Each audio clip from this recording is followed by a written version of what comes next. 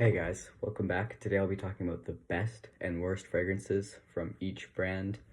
These are only the scents that I've personally smelt, so a few private lines I haven't smelt. And then of course there's just gonna be a few and a lot of the female fragrances that I just haven't smelt. Starting it off, we have Versace, and of course in last, or worst, I have Versace Baby Blue Jeans. It's like the terrible old school mess of blue jeans, but made worse, made more powdery, made more synthetic. And then for best, I have Versace Eros Flame. I mean, of course, it's my favorite fragrance of all time. It's just like this beautiful, realistic lime with woody and just pepper. It's so good. It's honestly simple, but it's like just so wearable, so awesome. Next, I have Valentino. For the best, I have Uomo Coral Fantasy. This realistic, unique apple scent. It almost smells fizzy to me in a way. I really like it. I like it more than Wasawai as an apple fragrance, and I think if I'm ever gonna pick up a Valentino, it's gonna be that one. And then last, ironically, I have Donna Coral Fantasy. It's just like this super synthetic, sickly sweet mess of an apple fragrance. It's just so much worse than the Uomo in like every single way. It's just like, ugh.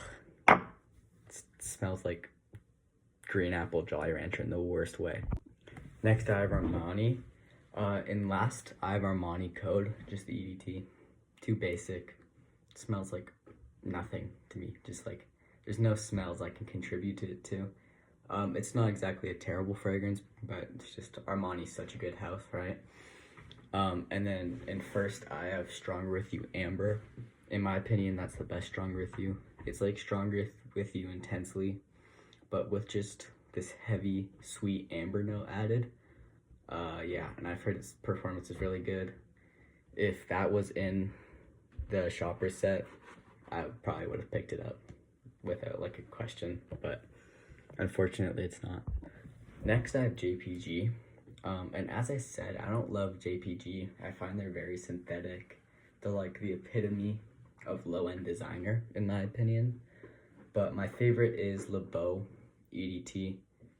It's well blended. It's still synthetic. It's still sickly sweet, in my opinion. It's still like super mass appealing, super designer. But it's just blended very well and it has good notes. So that's why I'd say it's first. And my least favorite would probably have to be Elixir Absolute. Synthetic honey with synthetic lavender with synthetic sweetness. It's just this terrible, sickly sweet, unwearable, like just, I hate it. Worst honey fragrance on the market. If you actually think that smells good, you're like not only an NPC, but you just don't have a nose. I usually don't like to get aggressive with my takes. That is so bad. It is such a terrible fragrance. Next, I have Victor and Rolf. My personal favorite is Night Vision, Spice Bomb Night Vision EDT, or EDP. It's just this, like, Spice Bomb DNA, you know, that slight vanilla, but super spicy, great performance. But it's just, like, they've taken away the, like, cloying spiciness of it, and they've added in a little bit of musk, cleansiness to it. I'd say it's the most wearable and most enjoyable in the line. If I were to pick up it, it'd either be that one or Extreme, just because, you know, Spice Bomb Extreme. Mass appealing. My least favorite's the basic EDT. Honestly, it just smells like straight spices to me, nothing else. Like, I don't think it's very wearable. I don't think it's very enjoyable. I mean, what do you expect from something called Spice Bomb, though, eh? Again, not terrible, but just don't want to smell like straight spices. I like complexity in my fragrances. Next, I have Rabone. My personal favorite is Invictus Parfum or Invictus Victory Absolute. They smell pretty similar to me. It just honestly mattered which one had better performance. But I haven't tested either of their performance.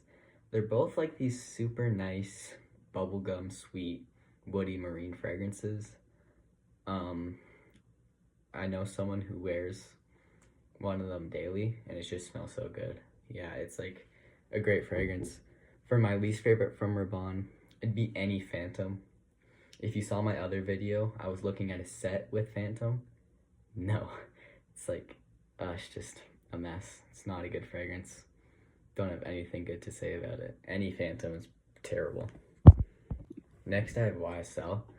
Um, they don't really have a bad fragrance, but my least favorite would have to be the like La Nuit for La Homme Parfum. I don't know. It's like overly powdery type date night fragrance that is not very wearable, which is why it's last. My favorite though is YSL Myself, La Absolute. The YSL like Myself DNA, but with ginger added, and the performance just turned all the way up. It's super nice. I really like it. It's honestly like in my top 5 designers that I've ever smelt. It's super, super nice, and I was deciding between it and Eros Flame.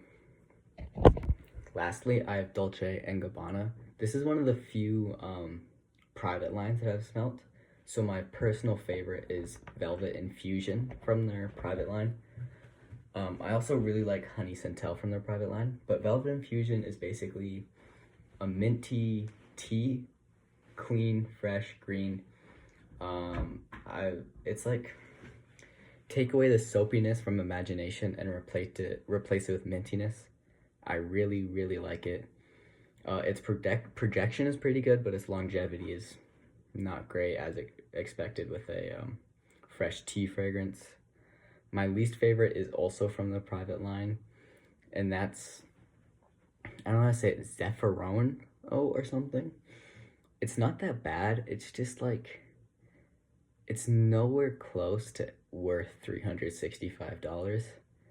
It's like very unwell blended. It's choppy. It's like this super strong, unenjoyable saffron at the start.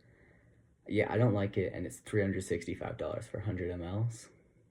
Like from Dolce & Gabbana, like from a designer. That's crazy. Just like any single other private line is like so much better. But yeah, thanks for watching.